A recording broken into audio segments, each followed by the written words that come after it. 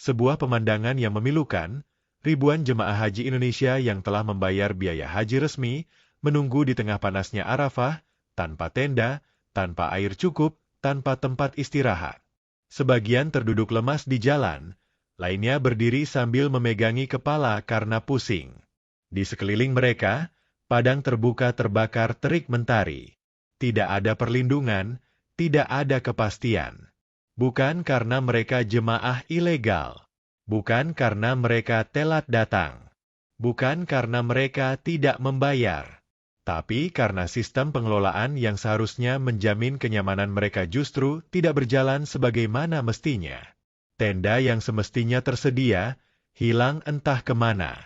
Sistem yang katanya baru, modern, efisien, dan terintegrasi justru membuat sebagian jemaah Indonesia terlantar di tempat paling krusial dalam ibadah haji, Padang Arafah. Apa yang sebenarnya terjadi? Siapa yang harus bertanggung jawab? Dan mengapa nama Syarikah kembali menjadi sorotan tajam tahun ini? Mari kita ungkap kisah sebenarnya di balik peristiwa ini. Tapi sebelum kita lanjut, pastikan Anda sudah klik tombol subscribe untuk mendapatkan informasi terbaru dan terpercaya seputar Haji 2025, langsung dari sumber dan berita valid. Dan jangan ragu tuliskan pendapat Anda di kolom komentar. Apakah menurut Anda sistem haji saat ini sudah cukup adil dan efisien? Atau justru banyak celah yang merugikan jemaah? Komentar Anda bisa menjadi bagian dari suara publik yang mendorong perbaikan pelayanan haji di masa depan. Pada 8 Juni 2025, tepat sehari sebelum wukuf, kejadian yang menghebohkan terjadi. Rombongan jemaah haji Indonesia yang tergabung dalam kloter resmi, sesuai kuota pemerintah, tiba di Arafah. Namun saat mereka sampai, tidak ada tenda yang disediakan. Sebagian diarahkan untuk menunggu, tapi lokasi tunggunya bukan tempat yang manusiawi, di lapangan terbuka tanpa naungan, atau bahkan di jalanan yang digunakan kendaraan. Waktu terus berjalan, namun tenda tak kunjung tersedia. Sebagian jemaah terlihat tergeletak karena kelelahan. Suhu hari itu menyentuh 45 derajat Celcius.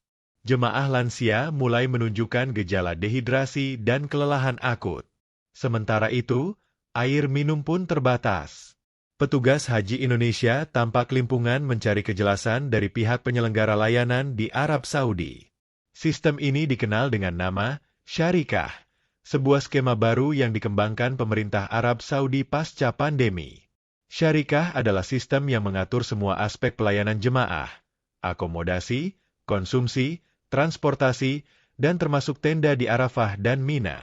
Namun sejak awal diberlakukan, sistem ini sudah menuai banyak pertanyaan. Syarikah meniadakan skema muasasah lama dan menggantinya dengan model perusahaan penyedia layanan, di mana negara-negara pengirim jemaah haji hanya boleh bekerja sama dengan perusahaan yang ditunjuk oleh Arab Saudi. Kementerian Agama RI sudah menandatangani kontrak dan membayar penuh layanan yang dipesan, termasuk tenda di Arafah untuk seluruh kuota jemaah haji Indonesia. Namun pada praktiknya, tenda tersebut tidak tersedia saat dibutuhkan. Lebih parahnya lagi, menurut laporan petugas lapangan, beberapa tenda justru telah digunakan oleh jemaah negara lain. Seakan-akan tidak ada sistem prioritas atau kontrol yang menjamin alokasi sesuai kontrak. Menurut sumber dari Misi Haji Indonesia, insiden ini berawal dari ketidaksesuaian koordinat lokasi tenda dengan pergerakan armada bus. Jemaah dibawa ke titik drop-off tertentu. Namun saat tiba, tenda yang seharusnya ada di lokasi itu belum dipasang atau bahkan tidak ada. Ketika ditanyakan ke pihak penyedia layanan di bawah Syarikah, jawaban mereka tidak jelas. Ada yang mengatakan tenda sedang dalam perjalanan, ada yang menyebut ada perubahan alokasi, dan bahkan ada yang mengatakan kuota tenda Indonesia sudah dialihkan. Situasi ini berlangsung selama berjam-jam. Beberapa petugas Indonesia bahkan harus bernegosiasi keras dengan pihak Saudi untuk meminjam tenda dari negara lain demi menyelamatkan kondisi jemaah. Insiden ini tidak hanya menyulitkan secara logistik. Banyak jemaah merasa syok dan stres. Mereka sudah melalui perjalanan panjang, menunggu bertahun-tahun, menabung sedikit demi bisa berhaji. Namun saat momentum spiritual yang dinanti tiba, Mereka harus berjuang melawan panas dan ketidakpastian. Beberapa jemaah lansia mengalami pingsan dan gangguan pernapasan. Tim kesehatan harus bekerja ekstra keras menangani kasus dehidrasi akut dan stres panas, heat stroke. Yang menyedihkan, ini bukan insiden pertama. Tahun 2023 dan 2024 juga terjadi masalah serupa walau skalanya lebih kecil. Menteri Agama RI, dalam konferensi pers di Makkah, menyampaikan permintaan maaf kepada seluruh jemaah Indonesia yang terdampak.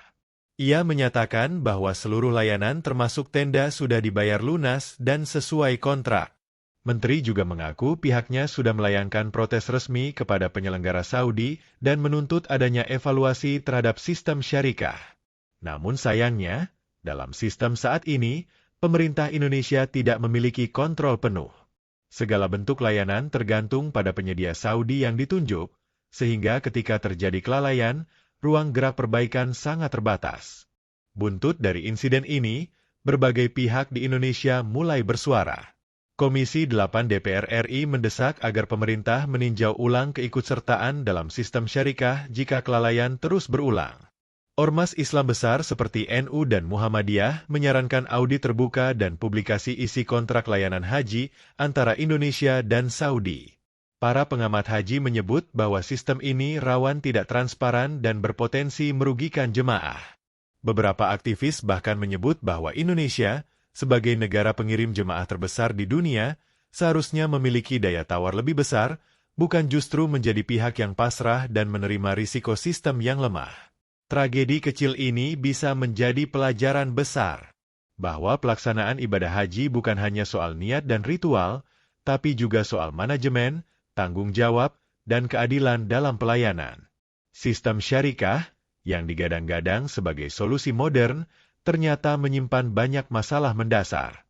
Ketika kontrak tidak dihormati, ketika tenda tidak tersedia, ketika jemaah resmi justru terlantar, maka saat itulah integritas sistem perlu dipertanyakan.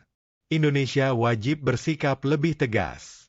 Bukan sekadar mengevaluasi internal, tetapi juga mendorong Arab Saudi untuk menghormati hak dan pelayanan sesuai kontrak. Jika tidak, kepercayaan publik terhadap penyelenggaraan haji bisa runtuh. Apa pendapat Anda tentang kejadian ini? Apakah pemerintah kita harus lebih keras bersuara kepada penyedia layanan haji di Arab Saudi? Tulis di kolom komentar. Dan jangan lupa klik tombol subscribe agar Anda tidak ketinggalan update penting seputar Haji 2025, serta kisah inspiratif dan kritis dari Tanah Suci. Kami hadirkan informasi berdasarkan laporan resmi, saksi lapangan, dan pantauan terkini agar Anda tidak tertipu hoaks atau narasi menyesatkan.